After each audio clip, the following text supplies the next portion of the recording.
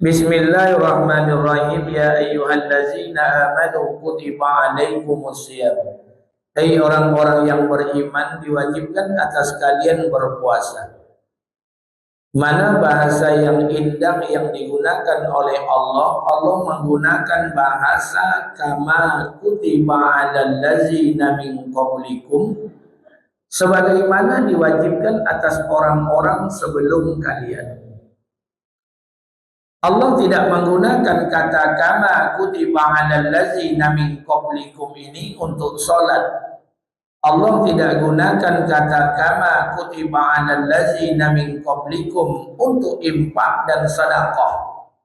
Allah tidak gunakan kata kama kutiba alal ladzina min qablikum untuk haji dan umrah. Tapi Allah gunakan kata kama kutiba alal ladzina min qablikum ini khusus ayat puasa. Maknanya sebagaimana diwajibkan atas orang-orang sebelum kalian. Seolah-olah Allah ingin memberitahukan kepada kita bahwa sesungguhnya puasa yang kita kerjakan sudah hampir 20 hari ini, itu bukan kita saja yang berpuasa. Orang-orang dahulu juga diperintahkan oleh Allah untuk melaksanakan ibadah puasa. Para nabi, para rasul hampir sebagian besar dalam Qisasul Anbiya yang dikarang oleh Imam Ibnu Katsir, hampir sebagian besar para nabi, para rasul itu semuanya diperintahkan oleh Allah untuk berpuasa. Adam alaihissalam berpuasa. Kapan puasa Nabi Adam? 2 kali dalam 1 bulan. Yang pertama namanya puasa pada bulan terang, yang kedua namanya puasa pada bulan gelap. Puasa pada bulan terang ditandai tanggal 13, 14, 15. Yang di kalender kita diberi nama Ayyamul Bid, itu puasa Nabi Adam alaihissalam. Puasa pada bulan gelap tanggal 28, 29, 30 diberi nama Ayyamul Sud, tapi tidak masyhur. Idris berpuasa 40 hari 40 malam. Nuh alaihissalam berpuasa. Kapan Nabi Nuh berpuasa?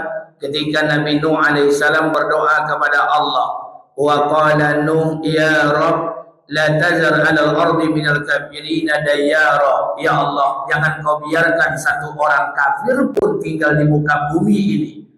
Nabi Nuh alaihissalam doanya dikabulkan Allah. Allah turunkan bencana banjir. Sebelum banjir datang, Allah perintahkan Nabi Nuh untuk membuat kapal yang sangat besar. Ulama berbeda pendapat tentang ukuran kapal Nabi Nuh. Ada yang mengatakan panjangnya 300 meter, lebarnya 150 meter, 3 tingkat. Selama membuat kapal itulah Nabi Nuh diperintahkan berpuasa. Berapa lama? 1 tahun 365 hari. Musa berpuasa. Kapan Musa berpuasa? Ketika mengambil Taurat di semenanjung Sinai, di bukit Tur Sina. Allah perintahkan Nabi Musa puasa 30 hari, kemudian disempurnakan 10 hari, totalnya 40 hari. Daud berpuasa. Kapan puasa Nabi Daud? Sehari puasa, sehari tidak, sehari puasa, sehari tidak. Sampai hari ini diratifikasi dengan puasa sunnah Daud yang kita kerjakan. Ibrahim alaihissalam puasa. Kapan Ibrahim berpuasa? Ketika Allah selamatkan Ibrahim dari api yang membakarnya. Ya nar kuni bardan wa salaman ala Ibrahim. Di dalam api itu ada yang mengatakan 3 hari 3 malam, ada yang mengatakan 7 hari 7 malam. Bahkan ada yang mengatakan 40 hari 40 malam. Tidak makan, tidak minum, Ibrahim berpuasa. Yunus alaihissalam, ketika dia tinggalkan kaumnya dalam keadaan marah, kemudian dilempar dari atas kapal, dalam perut ikan itulah Nabi Yunus berdoa dan berzikir. Zikir itu kita jadikan zikir pagi dan petang kita sampai hari ini. Dalam perut ikan itu tidak makan, tidak minum. Ada yang mengatakan 7 hari 7 malam, ada yang mengatakan 40 hari 40 malam Yunus berpuasa. Jadi rupanya puasa yang kita kerjakan ini bukan kita saja yang berpuasa. Makanya Allah menggunakan kata kama kutiba 'alal ladzina min qablikum, sebagaimana diwajibkan atas orang-orang sebelum kalian. Rupanya bukan hanya para nabi, para rasul. Nanti kita akan ceritakan satu nabi yang berpuasa. Rupanya bukan hanya para nabi, para rasul saja berpuasa. Orang kafir pun berpuasa. Saudara kita yang beragama Nasrani, Katolik, Protestan, Hindu, Buddha, Yahudi, Majusi, mereka semua itu berpuasa. Makanya puasa itu bukan bahasa Arab, puasa itu bukan bahasa Al-Quran. Al-Quran tidak pernah mengenal istilah puasa. Dalam Quran hanya dikenal as-sawm, as-siyam bilughatil al-insa, menahan. Puasa itu diambil dari bahasa Sanskerta. Maka saya katakan sejarah mencatat di Indonesia pernah dahulu namanya ada agama Hindu kuno pernah berada di Nusantara kita. Menurut ajaran agama Hindu kuno, mati mulia. Menurut agama Hindu kuno adalah mati dengan cara muksoh. Muksoh itu badannya mengetek. Itu namanya muksoh. Muksoh itu hanya didapat dengan 3 amalan. Menurut ajaran agama Hindu kuno. Apa amalannya? Tidak makan, tidak minum, tidak menyentuh istri. 3 amalan ini dalam agama Hindu kuno diberi nama upawasa, diadopsi ke Indonesia menjadi puasa. Makanya orang kafir pun juga berpuasa. Rupanya bukan hanya orang kafir saja berpuasa, binatang pun berpuasa. Ular kalau ingin ganti kulit itu mesti puasa sampai 10 hari, sampai 10 malam. Kalau tidak percaya, tengok je lah ularnya. Kepompong kalau ingin merubah dirinya jadi kupu-kupu itu mesti puasa 7 hari 7 malam. Ayam kalau ingin menetaskan telurnya, ayam betina awak banyak tolunya. Kalau bahasa kampung kami mengorap. Kalau bahasa Indonesia mengirap. Bahasa Minang mangarap. Kalau bahasa Jawa kerem. Ayam tuh kalau ingin menetaskan telur itu mesti puasa 21 hari. Ibu perhatikan ayam betina di kandang. Kalau ada ayam betina kita, telurnya banyak, induk nih asik keluar kandang mencari makan, dipastikan telur itu busuk dan tidak akan menetas. Jadi rupanya binatang saja berpuasa. Jadi kalau ada jemaah masoji kok tidak puasa, kok lebih parahnya pada binatang model. Rupanya bukan hanya binatang saja yang berpuasa, dukun pun berpuasa. Maaf ibu bapak kalau masih ada yang berhubungan dengan dukun, saya sarankan istighfar dan bertobat pada Allah. Omakmu orang Ceronti Kuan Sing, ayahmu orang Kampar. Dulu zaman jahiliyah sebelum datang dapat hidayah, hobi yang itu mencari dukun. Itu hobi. Mulai dari Ceronti, Datuk Amorang Pangian, Ceronti, Indragiri Hulu, Kuala Cinaku, Tembilahan, Koto Lamo, Pasir Pangarayan, Rohul, terakhir di Jawa Timur sampai tahun. Apa yang kamu cari? Dukun. Apa yang dipelajari? Ilmu pelet. Dia apa belajar ilmu pelet? Dulu aku suka ke pedusi. Pedusi nggak ada yang nio kawak. Maka bercarilah ilmu pelet, Pak, supaya dapet awak perempuan. Tapi maaf setelah saya pelajari di Sumatera aku Pak, mulai inhu, inhil, kuansing, pelalawan, rohul, rohil, mohon maaf. Itu kalau ilmu pelet itu masih mata itu mudah. Yang tua itu Jawa. Makanya ada istilah mengatakan rantau betuah lawit dan sakti. Kalau orang sakti di Sumatera aku berangkat ke Jawa, tonggal lawit itu hilang ilmunya. Kenapa? Karena ilmu pelet yang dipelajari di Sumatera itu seluruhnya pantun. Tidak ada ayat Quran pantun. Orang lawi, orang balikai, kedua orang siampai tupai. Kok toga minta tunduan, kok duduk minta togakan. Berkat kalimat La ilaha illallah. Kalau nak ganteng awak, ambil minyak rambut gosok ke tangan. minyak tetuang dalam kuali, duduk cendol beruang, togak cendol labi-labi, gesek lah kemari. Zaman kini kok Pak ndak tolong lemu itu lah Pak. Asal pakai Fortuner awak cewek suka kawan. Kalau nak gagah awak ambil sikit, bawa colo pantun deh, pisang sasike, dua sikit. Dia pandai laba sikit menggunakan pamani basike roman bulan ompek boleh berkat kalimat la ilaha illallah. Ini kearifan lokal, maksiat yang dibungkus dengan syariat. Mulai ini kalau masih ada yang mengamalkan tuh, bertobatlah pada Allah. Dah laku zaman tuh ini lepas. Saya ingin sampaikan, ini saya berikan rahasia. Kalau ada bapak ibu belajar ilmu perdukunan, ilmu santet, belajar ilmu pelet, maaf sebelum menyantet orang, sebelum memelet orang, maaf.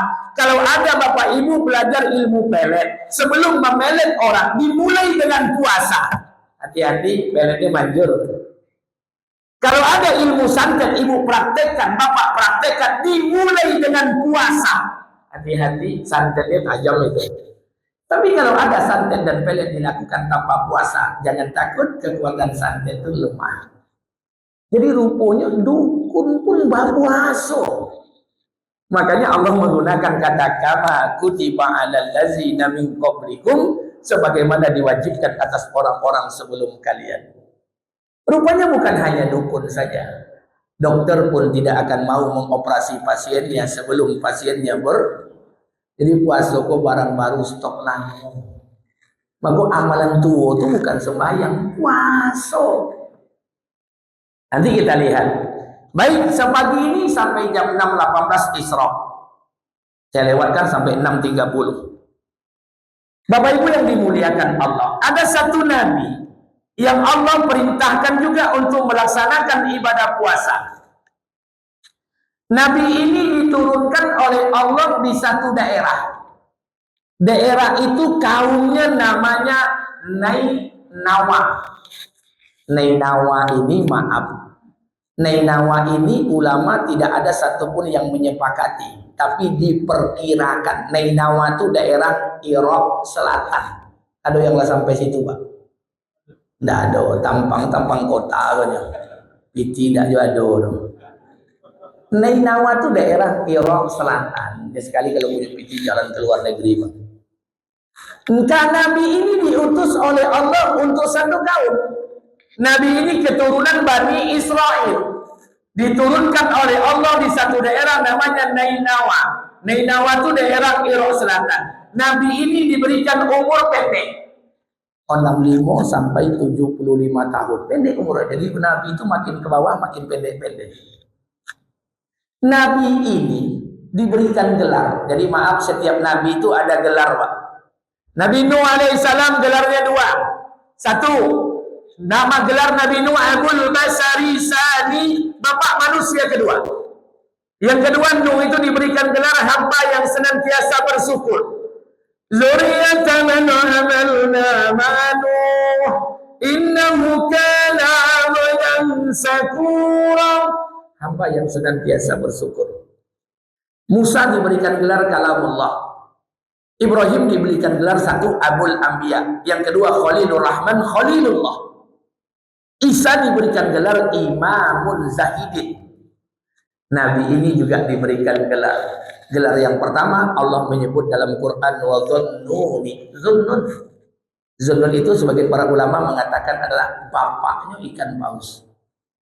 Sebagian lagi mengatakan manusia yang selamat dari perut ikan paus. Yang kedua, Nabi ini diberikan gelar Sahibul Hud, sahabat ikan besar. Nabi ini bernama Yunus alaihi salam.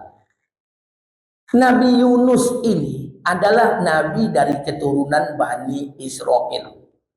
Dimakamkan menurut pendapat para ulama. Jadi ulama berbeda pendapat pemakam atau tempat kuburan daripada Nabi Yunus alaihissalam.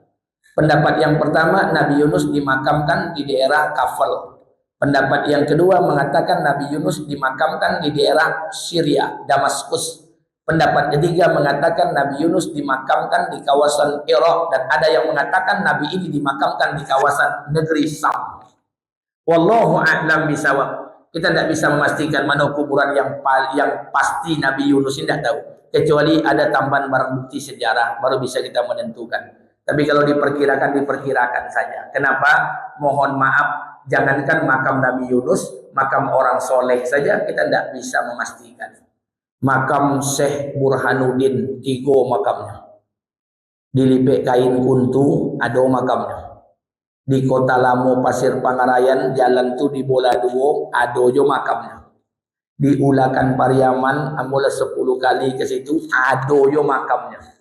Yang mana yang asli, Pak? Kalau ditanya yang asli, ambo jawab matawa. Tapi kalau ditanya mana yang tua, ambo jawab yang tua itu di kuntu. Lantas Syekh Burhanuddin yang di Ulakan Pariaman siapa tuh Ustaz? Baca sejarah. Syekh Burhanuddin pendapat yang pertama, Syekh Burhanuddin yang di Ulakan Pariaman, beliau ini murid daripada Syekh Abdul Rauf Al-Singkili Al-Pansuri, ulama besar kerajaan Narasinga II, Indragiri Hulu. Beliau ini murid daripada Syekh Ahmad Kusasi Ahmad Kunani, ulama besar dari negeri Aceh, Pasai. Punya murid namanya Syekh Abdul Rauf Al-Singkili Al-Pansuri, ulama besar kerajaan Narasinga II, yang menyebarkan Islam sampai ke wilayah Kuantan sini. Mazhabnya Syafi'i, tariqahnya Satariyah. Punya 2 murid kesayangan. 1 Muhammad Abdullah Al-Patani, dikirim ke Thailand. 1 lagi Syekh Burhanuddin, dikirim ke Ulakan. Makanya kalau bapak masuk ke Kuansing lewat gerbang Tugu Cerano, tengok sebelah kiri ada gedung Abdul Rauf. Abdul Rauf itu diambil daripada Abdul Rauf Al-Singkili Al-Pansuri, ulama besar kerajaan Narasinga II. Lantas Syekh Burhanuddin yang di Kota Lamo Pasir itu siapa tuh Ustaz? Matawa. Itu tidak kerojo awak, Pak. Karena mohon maaf, makom itu tidak selamanya kuburan. Boleh jadi makom itu tapak tilas. Karena mohon maaf Bapak Ibu pergi umroh, samping Hajar Aswad ada makom Ibrahim. Apakah kuburan Ibrahim? Tidak. Wa iz yarfa'u Ibrahimul qawaid minal baiti wa Ismail. Kami perintahkan Ibrahim untuk meninggikan pondasi-pondasi Ka'bah. Ketika Ibrahim memulai renovasi Ka'bah itu, maka tempat pijakan itu diberi nama makom Ibrahim. Sunnah salat 2 rakaat habis tawaf di belakangnya, dan menjadi tempat salah satu tempat doa mustajab. Selesai. Yunus alaihissalam adalah nabi dari keturunan Bani Israel. Jadi maaf Pak, nabi Bani Israel ini banyak. Ya Bani Israel, zukuru ni'mati allati an'amtu alaikum wa anni faddaltukum 'alal 'alamin. Sungguh kami telah berikan nikmat yang banyak kepada Bani Israel, yang nikmat itu tidak pernah kami berikan kepada kaum sebelum mereka. Salah satu nikmat itu adalah Allah utus nabi untuk Bani Israel. Tidak cukup 1, tidak cukup 2, ada 13 nabi untuk Bani Israel. Salah satunya adalah Yunus alaihissalam. Dari mana datangnya? Lihat ke atas. Untuk menyegarkan ingatan saja. Adam dan Hawa diturunkan oleh Allah, bukan diturunkan, diusir oleh Allah. Dipisahkan Adam dan Hawa. Adam diturunkan di 2 pendapat para ulama. Pertama, Gujarat, perbatasan dataran India. Yang kedua, Adam diturunkan di daerah Sri Lanka.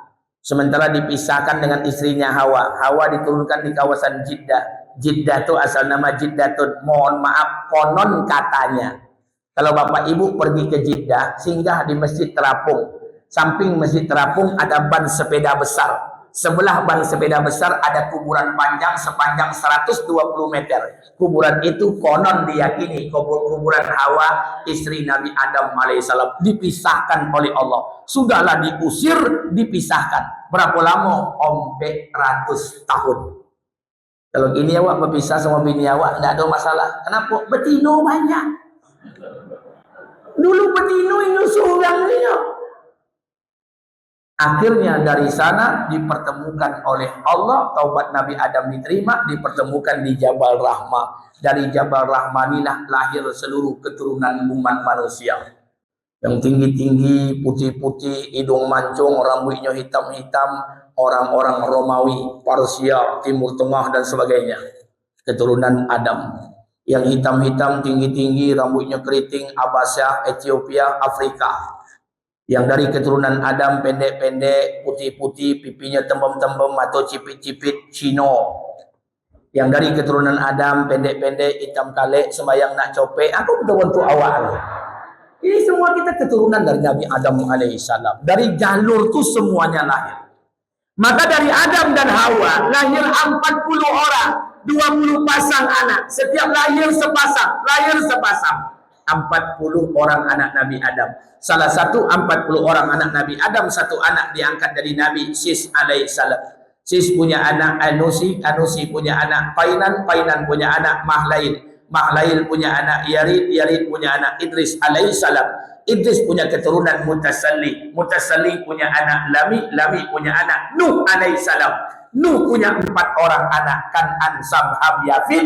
Kan'an dihancurkan Allah, tinggal 3 anak, Sam, Ham, dan Yafid. Dari Sam lahir anak Arfaksad, Arfaksad punya anak Salih, Salih punya anak Abil, Abil punya keturunan Falik, Falik punya anak Ra'u. Dari Ra'u ini punya anak Sarud, dari Sarud ini punya anak diberi nama Nahur. Dari Nahur ini punya anak diberi nama Azar atau disebut dengan nama Tarah.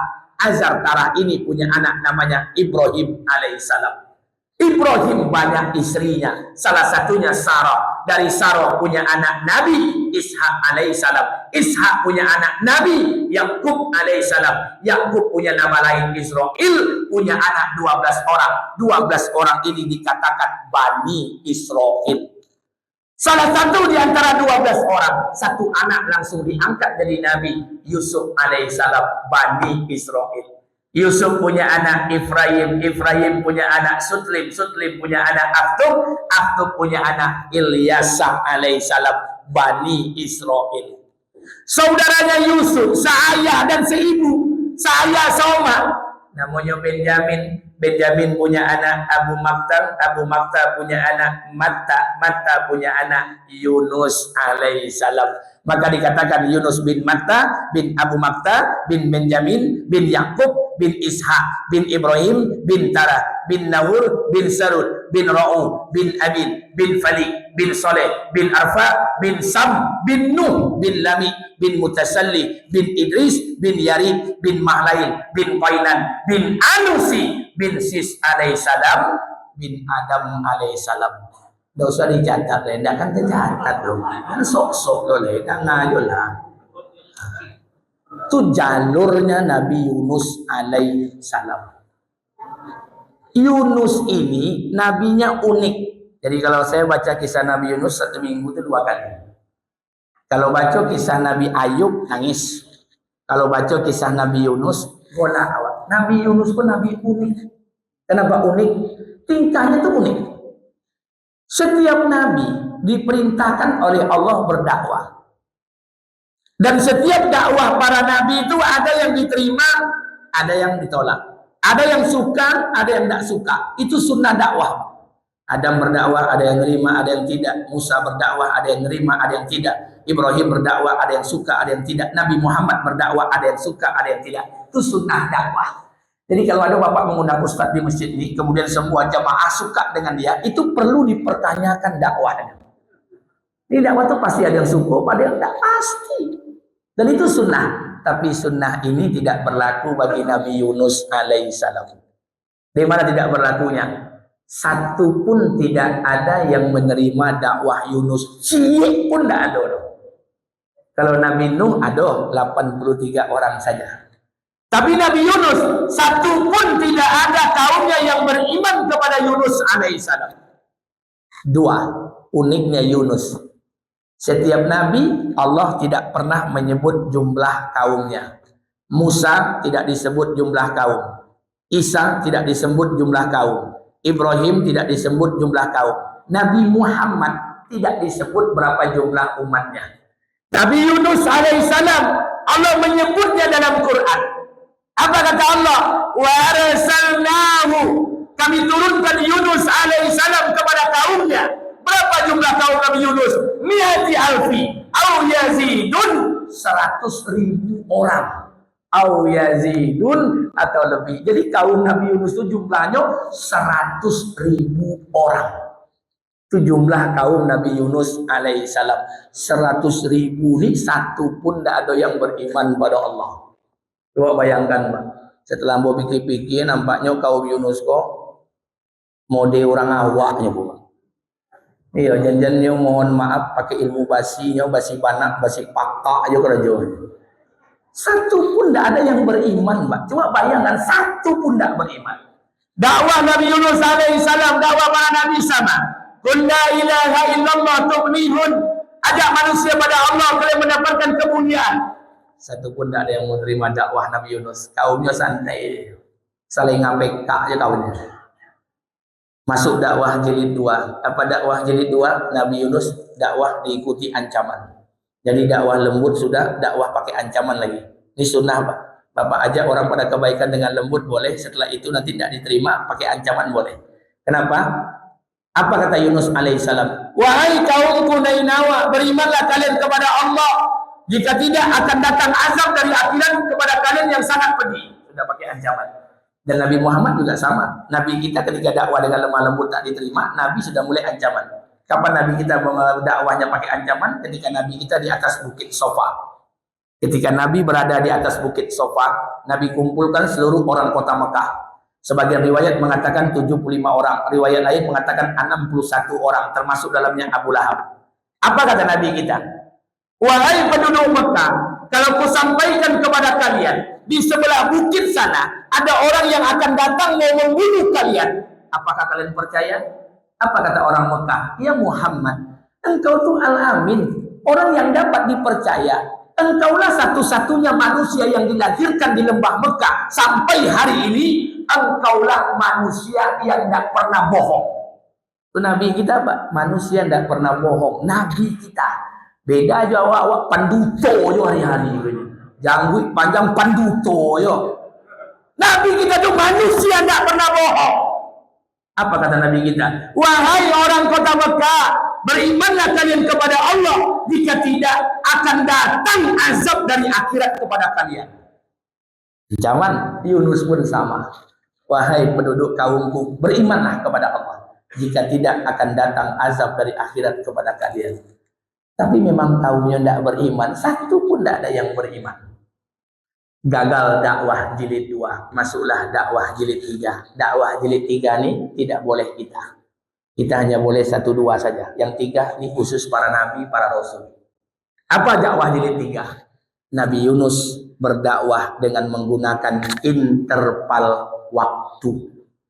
Apa kata Yunus alaihissalam? Berimanlah kalian kepada Allah, jika tidak akan datang azab dari akhirat kepada kalian. Kata Yunus, dalam 3 hari azab itu akan turun. Dia Yunus sudah mulai mempertaruhkan predikat kenabiannya. Kalau sempat 3 hari kok tidak tiba azab, kok kacau. Rusak reputasi kenabian Yunus alaihissalam. Katakanlah Nabi Yunus mengatakannya hari ini. Hari itu hari apa? Rabu atau Kamis, Pak? Rabu.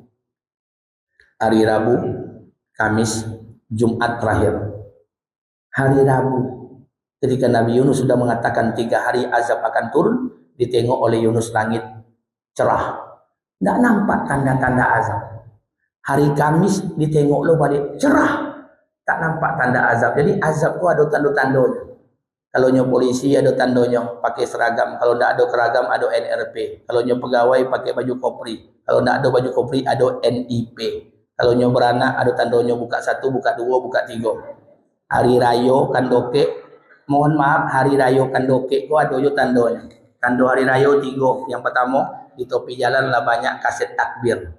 Tapi itu masih jauh. Tanda yang kedua lah banyak orang Manggane jual toples hari raya. Itu yang kedua. Tapi yang paling sahih, yang paling mutawatir tanda hari raya, yang ketiga. Apa tandanya? Bini awak lah masak kue, tapi tidak boleh makan kecuali yang angui-angui. Itu tanda. Kalau tidak percaya, tanyalah, Pak. Asal masak bini awak kue, tidak boleh makan kecuali yang angui-angui. Itu tandanya raya rokek. Jadi dunia ini ada tanda-tandanya. Hari kedua, tidak nampak tanda-tandanya. Tidak nampak. Hari yang ketiga, hari Jumat, pagi hari, ditengok oleh Yunus. Tidak nampak tanda azab. Nabi Yunus mulai kesal, marah. Dengan siapa Nabi Yunus marah? Dengan kaumnya. Kaumnya tidak beriman. Dengan siapa Nabi Yunus kesal? Dengan Allah. Kenapa? Kenapa Allah tak turunkan azab? Kalau azab tak turun, hancur reputasi kenabian Yunus. Nabi Yunus marah dengan kaumnya, kesal dengan Allah. Itu yang dikatakan oleh Allah dalam Quran. Wazannuni, dan begitu juga dengan Yunus alaihissalam. Izahaba mughadiba, dia meninggalkan kaumnya dalam keadaan marah. Dia tinggalkan kaumnya dalam keadaan marah. Di saat Nabi Yunus pergi meninggalkan kaumnya, kaumnya berkumpul. Hari Jumat siang itu, dia tengok langit sudah mulai hitam, petir sudah mulai berseliweran. Kata kaum Yunus, patang Yunus mengecek gawak, dalam 3 hari azab akan turun. Iko hari yang ketiga, langitlah mulai hitam, petirlah mulai banyak. Jangan-jangan yang dikecek Yunus tu batu. Dan kecek kawan cik kok, kalau begitu sebelum terlambat, mari kita datangi Yunus. Datanglah 100.000 orang ke rumah Nabi Yunus alaihissalam. Apa yang terjadi ketika mereka sampai di rumah Yunus alaihissalam? Mereka tidak menemukan Yunus. Yunus sudah pergi meninggalkan rumahnya. Makin yakinlah mereka. Apa kata mereka? Kalau Yunus masih di rumah, tidak mungkin azab turun. Kalau nabinya sudah pergi, pasti azab akan turun. Maka kaum Nabi Yunus 100.000 orang berkumpul di tanah lapang. Dia duduk bersama-sama, berpisah laki-laki dengan perempuan. Mereka satukan jantan betina, mereka pisahkan anak kambing dengan induk kambing, mereka pisahkan. Maka kata ulama, pecahlah tangisan kaum Nabi Yunus siang itu. Kemudian mereka bertaubat kepada Allah, beriman dengan Yunus dan Tuhannya Yunus alaihissalam. Itu yang dikatakan Allah dalam Quran. Tidak ada satu kaum yang kami timpakan azab kepada mereka, kemudian mereka bertaubat, beriman, iman mereka itu bermanfaat buat mereka, kecuali kampungnya Yunus alaihissalam. Kaum Nabi Yunus bertaubat, beriman, azab Allah hilangkan. Kaum Nabi Yunus bertaubat dan beriman, nabinya sporing. Yunus kan tidak tahu keadaan kaumnya ini sudah bertaubat atau belum. Tidak tahu, dia tetap lari. Pergilah Nabi Yunus alaihissalam menyeberangi lautan. Sebagian para ulama mengatakan Nabi Yunus ini menyeberangi lautan pakai kapal. Kapal pedagang, kapal penumpang. Apapun bentuknya, dan penting kapal titik jangan bercokak aja. Yang penting pakai kapal selesai. Di atas kapal ada mitos orang Nainawa. Kalau ada satu orang menyeberangi lautan menggunakan kapal, kemudian menghadapi gelombang yang tidak normal, itu menandakan ada orang bermasalah dalam kapal. Saat itu kapal itu menghadapi gelombang besar. Kata kapten kapal, "Iko nampaknya ada orang bermasalah." Yunus, lempar saja Yunus dari atas kapal. Itu ubeknya. Kata yang lain, "Kenapa mesti Yunus? Yunus ini di kampungnya itu orang baik. Biar lebih adil, kita undi saja." Diambil botol, dimasukkanlah nama-nama ABK dalam, dikocoklah. Kocokan pertama keluar Yunus, kocok kedua Yunus lo balik, kocok yang ketiga Yunus lo balik. Memang nasib badan lo. Akhirnya mohon maaf 3 kali dikocok Yunus menangis, meneteskan air mata. Mulai menangis Yunus. Kenapa? Yunus mulai sadar ini teguran dari Allah. Begitu hati para nabi itu, Pak, sensitif. Kalau sudah 3 kali namanya dikeluarkan keluar, nabi itu mulai sensitif, merasa dia sudah salah. Ini pasti Allah menegurnya. Itu hati para nabi sensitif, beda sama biniawa. Kalau biniawa min julo-julo, kocok pertama keluar nama inyo, kocok kedua nama inyo lo balik, kocok ketiga nama inyo lo balik. Apa kata inyo? Itulah Ustadz Rizki anak soleh. Pret. Jadi Nabi Yunus itu peka 3 kali. Siapa yang mengeluarkan nama Nabi Yunus? Allah. Siapa yang men-setting di undi? Allah. Allah marah. Allah murka. Kenapa Allah marah? Allah marah pertama Nabi Yunus meninggalkan kaumnya. Yang kedua Allah murka kenapa Nabi Yunus meninggalkan medan dakwah. Allah tidak suka meninggalkan medan dakwah. Allah paling benci kalau orang meninggalkan medan dakwah. Allah marah. Para nabi-nabi terdahulu kalau ingin meninggalkan medan dakwah itu dapat izin dulu dari Allah. Coba lihat Nabi Lut. Nabi Lut perkampungannya Sodom. Orang umatnya mencintai sesama jenis. Apa kata Allah? Lut, besok sebelum fajar, kau ajak anak istrimu tinggalkan kampungmu ini. Aku akan hancurkan kampungmu. Jalanlah Nabi Lut bersama anak istrinya.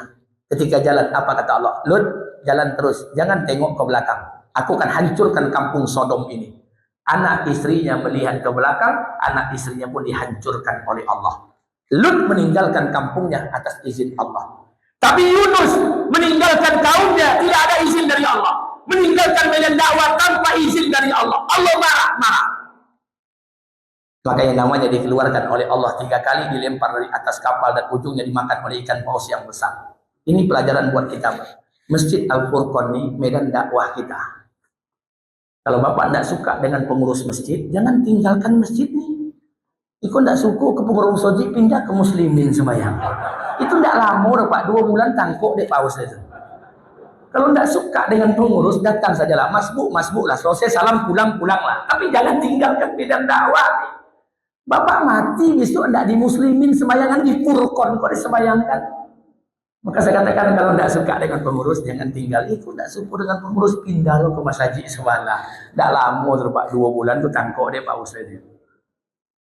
Allah marah. Nabi Yunus meninggalkan medan dakwah, meninggalkan medan dakwah perjuangan. Allah marah. Tapi maaf, semarah-marahnya Allah dengan kekasih.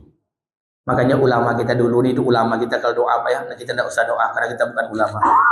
Apa doa ulama kita? La taj'al sayyati minal ahbabta. Ya Allah, jadikan kesalahan kami kesalahan orang-orang yang kau cintai. Kami salah tapi kau cinta. Makanya Allah marah. Allah murka. Tapi marah sayang. Bongi cinta. Bapalah marahnya dengan kekasih. Kekasih dengan kekasih. Marah sayang. Sama saya punya anak. Anak saya 3 orang. Yang pertama perempuan, baru pulang dari Jakarta, karantina tahdid mustawa untuk penentuan level untuk tes ke Timur Tengah. Yang kedua di pondok, baru pulang. Dan kemudian yang terakhir yang paling ketek, kelas 1 SD. 2 perempuan, 1 laki-laki. 3 anak ambo, ketiga-tiganya ambo cintai. Tapi di antara bertiga, ada yang paling ambo sayangi. Siapa yang paling ketek? Yang paling ketek kok pandai mambi hati awak. Pulang kantor berjoget-jogetnya. Pulang kantor diambil sepatu, diambil air minum. Pulang ngobrol uri-uri, walaupun ujung uri kau minta piti, kau tidak ada masalah. Tapi pandainya mampi hati awak kau. Di antara 3 orang anak kau, yang paling ketek kau paling agak berlobby seketek ambo sayangi. Tadi pagi di Pocan pilih yang 3 deh. Saya marah sayang. Seperti itu Allah marah. Apa buktinya Allah marah? Siapa yang men-setting nama Yunus alaihissalam? Allah. Kemudian dilempar di atas kapal. Siapa yang membuat skenario? Allah marah kepada kekasihnya, marah. Tapi marah cinta. Apa buktinya? Ketika Nabi Yunus dilempar di atas kapal. Apa kata Allah? Nun, wahai ikan paus. Hud, wahai ikan besar. Saksikan oleh kalian. Sebentar lagi kekasihku Yunus akan dilempar dari atas kapal. Apa kata Allah? Wahai paus, wahai ikan besar, wahai Nun. Sebelum kekasihku itu dilempar, tersentuh kulitnya dengan air laut. Kau telan itu kekasihku. Tapi ingat, jangan kau sobek dagingnya dan jangan kau patah-patahkan tulangnya. Tolan lah, tapi jangan patahkan tulangnya. Sama juga anak awak menciduk ya Pak. Pak polisi tangkok lah, tapi jadi apa-apaan. Bongi sayang. Telan-telanlah kekasihku itu, tapi jangan kau sobek dagingnya dan jangan kau patah-patahkan tulangnya. Ditelanlah Nabi Yunus dalam ikan besar, dalam perut ikan yang sangat besar. Maaf. Sebagian para ulama mengatakan ikan yang makan Nabi Yunus itu bukan 1, 2. Dilempar, dimakan deh ikan paus. Ikan paus ye kok ditolan lo deh ikan paus ye leh. Makanya Allah mengatakan zulman, zalama yaslimu zulman. Kegelapan demi kegelapan. Kegelapan dasar lautan, kegelapan dalam perut ikan, kegelapan di malam hari. Berada dalam perut ikan, Nabi Yunus alaihissalam menangis, kemudian mengakui semua dosa dan kesalahannya dan berzikir. Zikir itu sampai hari ini kita jadikan zikir pagi dan petang kita. La ilaha illa anta subhanaka inni kuntu minaz zalimin. Zikir itu kita jadikan zikir pagi dan petang kita sampai hari ini. Maaf, selama dalam perut ikan itulah Nabi Yunus tidak makan, Nabi Yunus tidak minum, Nabi Yunus berpuasa. Apa kata Allah setelah itu? Allah katakan fastajabna lahu. Kami kabulkan keinginan Yunus. Wa najainahu minal gham. Kami selamatkan Yunus dari kedukaan. Kami selamatkan Yunus dari kesedihan. Mohon maaf, kenapa kedukaan yang Allah gunakan kata ghammun? Kenapa Allah tidak gunakan wa najainahu minal gham? Kami selamatkan Yunus dari perut ikan. Bukankah temanya Yunus ini makan ikan? Tapi kenapa Allah gunakan wa najainahu minal gham? Kami selamatkan Yunus dari kesedihan, kedukaan, kesempitan, kelelahan, kepanasan. Kenapa? Dalam perut ikan itu kira-kira sompi atau paneh? Sompi atau lapang? Dari mana ibu tahu? Itu ikan paus, bukan ikan lele. Dalam perut ikan itu panas, dalam perut ikan itu sempit, dalam perut ikan itu melelahkan, dalam perut ikan itu luar biasa susah. Wastajabna lahu, kami kabulkan keinginan Yunus. Wa najainahu minal gham, kami selamatkan Yunus dari kedukaan. Apa kata Allah? Wa kadzalika nunjil mu'minin. Begitulah kalau kami ingin selamatkan orang beriman. Allah ingin ajarkan kepada kita apa yang diajarkan oleh Allah. Nanti kalian punya masalah hidup di muka bumi ini. Masalah kita bukan dimakan ikan paus. Masalah kita menyesakkan dada, menyempitkan hati, meneteskan air mata. Kalau masalah itu datang, apa kata Allah? Kalian baca zikir yang dibaca oleh Yunus alaihissalam dengan sikap hati lahir dan batin sebagaimana Yunus alaihissalam. Fastajabna lahu, pasti kami selesaikan setiap masalah kalian. Makanya Allah ingin ajarkan kita, masalah kita tidak sama dengan Yunus, tapi rasanya sama. Kalau punya masalah nanti, maka baca doa yang dibaca oleh Yunus, fastajabna lahu, pasti Allah akan selesaikan setiap masalah kita. Ini yang mau tanya, Pak. Mana yang lebih hebat? Uta awak menyelesaikan masalah atau Allah? Uta awak atau Allah? Allah. Allah lebih baik menyelesaikan masalah kita dibandingkan kita. Awak pun tidak bisa menyelesaikan masalah awak. Jangankan masalah awak, Pak. Kucing bercakap di rumah juga tidak selesai dia, awak. Makanya serahkan diri kita pada Allah. Ini mohon maaf. Dulu pernah saya sampaikan dengan jamaah. Saya dosen di Fakultas Syariah Ilmu Hukum Winsus Karyau. Diangkat tahun 2006. 2006 CPNS. PNS ya Pak, bukan P3K. Ini P3K kok banyak non sok-sok kadang-kadang. 2006 PNS, 2007 CPL, 2006 CPNS, 2007 PNS, 2008 fungsional, 2009 sertifikasi. Saat itu gaji Ambo lebih kurang sekitar gabungan-gabungan semua tunjangan-tunjangan 3 juta sekian lah. Zaman itu payroll gaji kami lewat Bank Mandiri. Jadi masuk tanggal 1 ambil di ATM. Itu golongan 3. Golongan 2 itu masih proses pakai amprah gaji di keuangan. Jadi pergi ke keuangan, ambil amprah gaji, ambil gaji. Golongan 2 lebih kurang sekitar 2 juta sekian. Selesai. Tanggal 1 saya jalan ke kampus. Sampai di kampus bersuruh sama kawan golongan 2. Assalamualaikum Ustaz. Waalaikumsalam. Apa kabar Ustaz? Sehat. Lah masuk gaji ke rekening Ustaz. Alhamdulillah. Olah Pak. Alhamdulillah. Amu balik lu pertanyaan ini, apa lama ambil gaji ke keuangan? Iko Ustaz baru dia ke keuangan. Diambil lah gaji. Sampai di keuangan gajinya 2,5 juta lebih kurang sekian. Masuk pakai amplop. Turun di bawah bersuruh lah kami. Baca cerita lah kami berdua. Sedang ngasih situ cerita. Datang kawan golongan 2. Mukunya kusui banyak masalah. Jadi orang punya masalah Pak, nampak di wajahnya. Tidak usah Pak sok-sok Pak. Apalagi masalah-masalah laki rayu Pak, nampak Pak. Tidak bisa disimpan Pak. Ibu tidak suka dengan saya, itu terasa di hati saya. Kenapa? Karena hati kita ini interkoneksi. Tidak bisa ibu memaksakan senyum, tidak bisa. Karena senyum ikhlas itu sesenti ke kiri, sesenti ke kanan. Kalau 2 senti ke kanan, sesenti ke kiri itu cemee namanya. Mukanya kusut datang. Assalamualaikum Ustaz. Waalaikumsalam. Apa kabar Ustaz? Sehat. Akhirnya dia bercerita dengan teman saya. Saya dengar uang saya sebelahnya. Apa katanya? Bang, bisa pinjam PT bang. Untuk apa? Bini yang mau melahirkan bang. Tadi subuh dibawa ke bidan. Lah buka 2 bang, pinggulnya kecil bang. Tidak bisa anak lewat. Mesti dibawa ke rumah sakit. Dokter harus nyuruh operasi. Tapi dokter tidak akan mau ngambil tindakan sebelum deposit 10 juta. Tidak ada bang, pinjamlah bang, bini ambonya melahirkan. Kawan amboku baru ambil gaji 2,5 juta lah, sakit lo kepalanya. Ikut piti untuk bayi sewa rumah, bayi ansuran onda, piti belanja anak. Datang kawan tersasak lo ni beranak. Yang ditanyanya hati kok. separuh ikhlas, separuh hati. Dia gini, pakailah. Pergilah kawan tadi, kami pun bubar. Ketika itu saya naik kijang super. Kawan Ambo yang gajinya dipinjamkan dengan kawan naik oplet. Itu yang terjadi tahun 2009. Cek di Tribun sama Rio Pos. Satu oplet dirampok di Simpang Tabek Gadang 2009 oleh 3 orang bersenjata tajam. Apa dan punya gaji yang dipinjamkan kawan dalam oplet itu. Besok pagi bercerita, Ustaz pulang kami patang dirampok Ustaz. Di Balo Pak, Simpang Tabek Gadang. Itu apa yang dapat? Penumpang lain ada jam ame, dompet sudah diambil Ustaz, handphone. Tu apa-apa? Gaji yang bukan lah, pinjam ke kawan tadi Ustaz.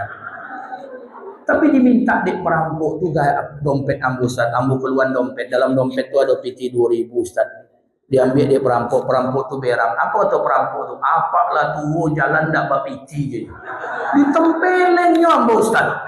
Tu apa nak buat laporan kantor polisi? Alah, apa hasilnya? Progres Ustaz. Sedang ngasih cerita-cerita. Datanglah kawan suram yang bini beranak tadi. Mukanya cerah semeringah. Apa katanya? Assalamualaikum Ustaz. Waalaikumsalam Ustaz. Makasih banyak doanya Ustaz. Alhamdulillah istri saya sudah melahirkan. Anak saya sehat. Istri sehat. Anak saya laki-laki beratnya 3,5 kilo. Panjangnya 47 cm Ustaz. Sore beko pulang Ustaz. Alhamdulillah. Kemudiannya mengecek sama kawan ambo sekolah. Iya bang, kebetulan jumpa. Oh bang, ambo ni pulangkan uang yang ambo pinjam tadi malam. Tak jadi ambo pakai dah bang. Amplopnya belum ambo lem. Soalnya mintu ambo tadi malam datang dari Jakarta. Dah dibayarnya deposit 10 juta bang. Mananya amplop yang tak jadi dipakai ni. Kami berdua menangis. Apa yang kami tangiskan? Begitu cara Allah nak menyelamatkan gaji apa bang? Kalau seandainya bapak tidak mau minjamkan, uang bapak ni akan habis dirampok dalam oplet. Tapi di apa kau separuh hati kena tempeleng sekali. Mana yang lebih baik menyelesaikan masalah, Pak? Allah bukan penggadaian, menyelesaikan masalah tanpa masalah. Allah lebih tahu cara menyelesaikan masalah kita. Jadi tugas kita hari ini, Pak, dekat saja dengan Allah, selesai. Allah punya cara menyelesaikan setiap masalah kita. Apa yang tidak ada selesai, Pak? Semua punya cara. Makanya oleh karena itu, kalau kita dekat dengan Allah, selesai urusan. Itu yang dikatakan Allah. Man aslama wajhahu lillah wa huwa muhsin falahu ajruhu inda rabbih wa la khaufun alaihim wa lahum yahzanun. Barang siapa yang menyandarkan urusan bulat-bulat kepada Allah, wa huwa muhsin, dia buat yang terbaik, wa la khaufun alaihim wa lahum yahzanun. Allah cabut dia rasa takut dan takkan pernah bersedih hati. Nah, ini kita takutkan, Pak. Apa yang awak takutkan? Rayo ni doke. Rayo tu bapiti tak bapiti. Rayo kan tibo je, Pak. Jemaah Al-Furqan belum cair THR raya ditunda, tidak ada cerita. Apa yang ditakut? Raya itu dia Pak. 10 hari menjelang raya kok sakit kepala. Makanya Pak, saya ingin sampaikan buat kita bersama. Saya tidak suruh banyak, tidak suruh Bapak zikir banyak-banyak. Enggak. Saya tidak suruh Bapak tahajud banyak-banyak. Enggak. Saya tidak suruh Bapak baca Quran banyak-banyak. Enggak. Saya suruh Bapak syukur banyak-banyak. Berapa banyak hari ini orang yang tahajud banyak-banyak, baca Quran banyak-banyak, zikir banyak-banyak, tapi di pagi harinya dia mengeluh dengan dunia ini. Yang paling dibanyakan itu syukur, Pak. Syukur. Raya itu ya, Pak. 10 hari sebelum raya kok sakit kepada orang sadonya. Selesai malam takbir, besok pagi sembahyang raya, cipika-cipiki, salam ke rumah ayah, ke rumah omak, minto, makan lontong, makan randang, kanyang parik lalu, besok pagi raya kedua. Itu je lah jawabannya, Pak. Apa yang mau dikhawatirkan? Maka saya minta jangan terlalu khawatir, tenang saja, dunia pasti. Makanya mohon maaf saya ingin sampaikan buat kita bersama, Ramadan tidak hanya bulan ampunan, Ramadan tidak hanya bulan keberkahan, tapi Ramadan juga bulan untuk menyelesaikan setiap masalah. Jadi kalau ada di Ramadan ini orang masalahnya tidak selesai, berarti dia punya masalah besar dengan Allah. Kenapa? Karena tidak ada doa orang keluar dari mulut berpuasa yang tidak dikabulkan Allah. Apakah doa itu baik atau buruk?